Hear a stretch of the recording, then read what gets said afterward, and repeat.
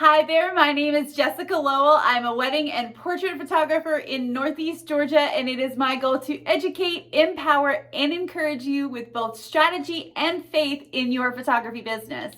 Today, I want to talk about wedding photography pricing, why I use a package system, why it's consistent, why clients love it, and then I'm going to let you know how I deliver my package options. So first, I want to start out with something that's very important that I have in the inquiry form. Not a lot of people are comfortable asking it, but I'm going to tell you why. In my inquiry form on my website, I actually have a box and it is required to be filled in. It will not let them hit the submit button if it's not filled in, and it says budget range. On my website, I have my starting prices. So they should have already seen that, but a lot of times clients don't read, or potential clients don't read. But for me, it's important that I know that they've read that. And usually by having that box, it solidifies that they know by inquiring with me that they know what the starting price is.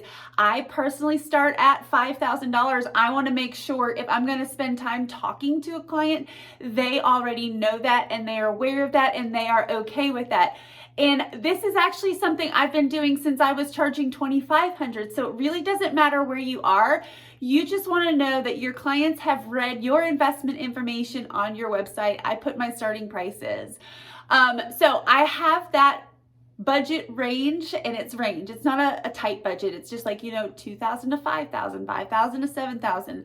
So when I get the inquiry, I am already kind of set up with knowing what they have. If they put $2,500 in that box, I'm likely not going to be able to encourage them to spend another $3,000 toward getting closer towards my most popular package.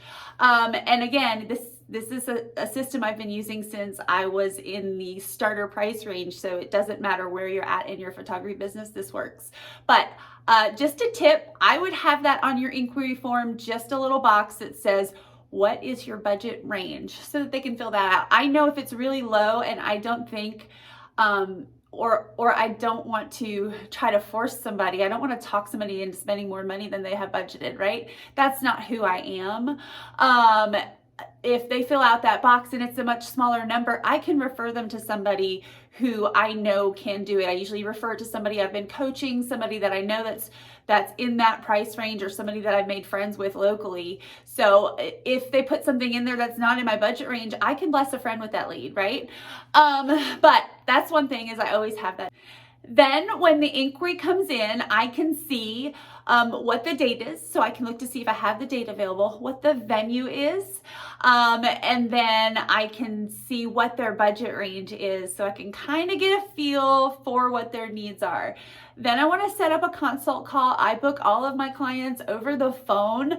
I do live in the country. I'm an hour from Atlanta, even though I shoot in Atlanta all the time, or most of my clients are at least 45 minutes away. To step away from my business and go meet somebody for coffee or lunch just takes up way too much of my valuable time that I could be doing other things. You want to be working on your business, not in your business. If you haven't read the E-Myth, it's amazing. And then I also have a background in sales. So talking to somebody on the phone is not a big deal for me. I enjoy it. If I get a lead and that client has filled out my lead form, but then also fills out another lead form, and that photographer is like, let's meet for lunch, and then they compare their schedules, but their lunch date isn't for another 3 days, I'm going to get that client on the phone that night. And if they fall in love with me first, guess who they're going to book? So that's probably another YouTube video on why I do a call instead of an in-person meeting. But so once I know that they're a qualified lead, right? I have their date available. They are in my budget. I want to talk to them. I usually email them back all of my investment information. I have a very extensive email though. The email covers a link to a blog post about how many hours you might need. If you go to my website and you search my blog, how many hours? I have an extensive educational blog post geared towards wedding clients that need to know how many hours of coverage they're going to need, right? You have to educate them. If this is the only wedding they've ever planned, they have no idea what they need. Some brides call thinking they need 14 hours of coverage. Some think they can get it done in 6 because they want to save some money. So I have an educational blog post that I wrote, and there's a link to that in my initial client inquiry email. The other thing is the investment, whether or not I have the date available, what my mission statement is. Like, it's a good bulky email that completely educates my client before I even get on the phone with them. But I do just go ahead and send package pricing, because then I am going to try to contact them through email, phone call, and text, and schedule or just get on the phone a consult phone call. And with that, if they've already seen my prices and they still want to talk to me, then I know they're a hot lead, right? They're warm. They really love me. They really want to book with me, and my prices are what they are willing to pay. Then I send over my packages. I used to have a 3-package system. I added a 4th package. I've tested everything out over the years. I do have a Canva template that you can find in my shop that shares my original 3 packages in an investment template. With the pricing for your average, like the photographers that are in that $3,500 or so range, it's actually all included in that. I will link that below, but that's not what this is about. Now I have a 4-package deal. I've changed some things as I stepped into more of a luxury, more high-end market for my area. So I used to offer a 6-hour package, an 8-hour package, and a 9-hour package, with the goal the 6-hour never got booked, and it didn't. I think I booked a 6-hour package once. This is pre-pandemic. Of course, we had a lot of micro weddings in the pandemic. That's another story. I now offer and start at 8 hours. So I'm kind of breaking the norm from what everybody teaches you. I offer an 8-hour package. That's the least I want to work. It's 8 hours. It's got digital images. It includes an engagement session. I don't even fool with that 6-hour package. But then my next package includes an album and an additional hour. And the blog post that they should have read if they read their email will kind of let them in on why that is the best package for them, because they're going to have printed memories and they're going to have enough coverage to get their exit photo. So that's my most popular package. I even name it most popular package because it's a no-brainer. If you name something your most popular package, guess what your clients are going to look at? Oh, this must be what I need, even if they don't read the blog, right? And then I have another package that's up higher, and it includes rehearsal coverage, 9 hour, I guess I should probably check in on that. It's 10 hours of coverage and rehearsal coverage. I will share it all with you. I'm pretty much an open book. I'd rather share with you what my investment information is than somebody fill out a fake lead form to try to do recon, right? So I now have a 4-package system. Package systems are great because you've been shooting weddings long enough, or if you haven't, you know what pretty much every wedding needs.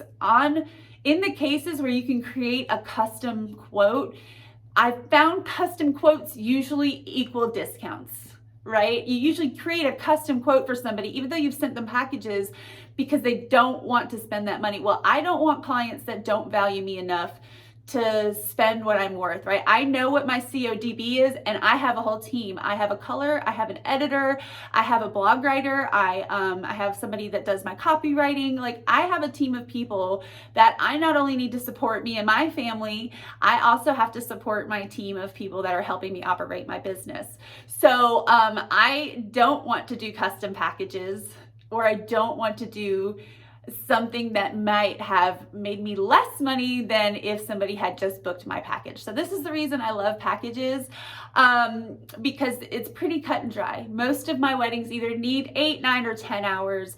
They have the option to add a la carte. I also list all my a la carte pricing. So if they want to do the math on their own, like the difference between the packages, even though I write on their savings of or value of, if they want to do the math of their own and see why the next up package is a better deal, because that's what I'm trying to do, right? You're trying to give them everything they need at the price that works for them and works for you.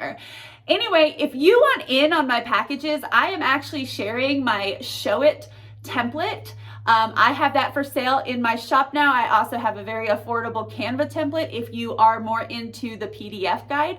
So I have a PDF guide. You insert all of your own copy, all of your own words, but it includes my packages that I built my business on. There's 3 packages in there with a la carte pricing, and it comes with a video that tells you about how to adjust prices to fit where you're at in your business. And then if you want to do a hidden web page on your Show It website, I also have a design. It's my design. It's the same design that I have on my website right now that my clients get when they get that email that I'm available.